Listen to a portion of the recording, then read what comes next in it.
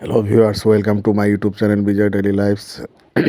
আজকে এই চালের গুঁড়ো দিয়ে আজকে আপনাদেরকে চিতই পিঠা বানানো দেখাবো। ধন্যবাদ। এখন এই চালের গুলাগুলো গুঁড়িয়ে এখন এই যে আপনার তাওয়াতে দেওয়া হচ্ছে, চিতই পিঠা বসানো হচ্ছে। এভাবে কিছুক্ষণ উম, দেওয়ার পরে সবগুলো দেওয়ার পরে ঢাকনা দিয়ে ঢেকে নিতে হবে।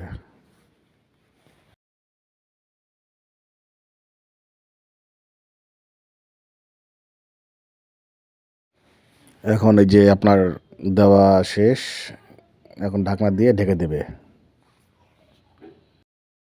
এই যে এখন নতুন করে আবার আটার গুলা তাওয়াতে দেওয়া হচ্ছে।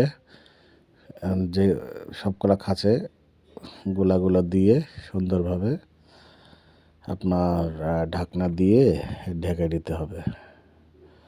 তারপর কিছুক্ষণ রাখলেই চিতই পিঠাটা তৈরি হয়ে যাবে।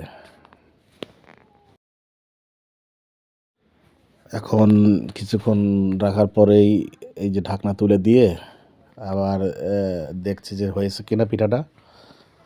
তা আমার মনে হয় পিঠাটা হয়ে গেছে।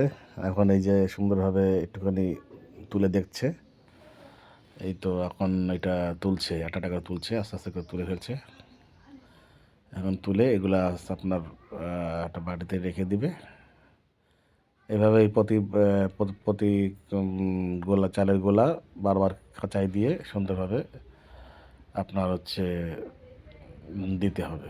এই যে একটা করে সব তুলে ফেলছে। এভাবেই চিতই পিঠাগুলো কিছুক্ষণ রাখলেই তৈরি হয়ে যায়। এই চিতই পিঠা তৈরি হওয়ার পরে চিতই পিঠা আপনার নানানভাবে খাওয়া যায়। আপনি ইচ্ছে করলে কয়েক রকম ভর্তা বানিয়ে সেই ভর্তা দিয়ে খেতে পারবেন, যেমন শুটকি ভর্তা, ধনেপাতা ভর্তা, তারপরে শুকনো মরিচ ভর্তা দিয়ে খেতে পারেন।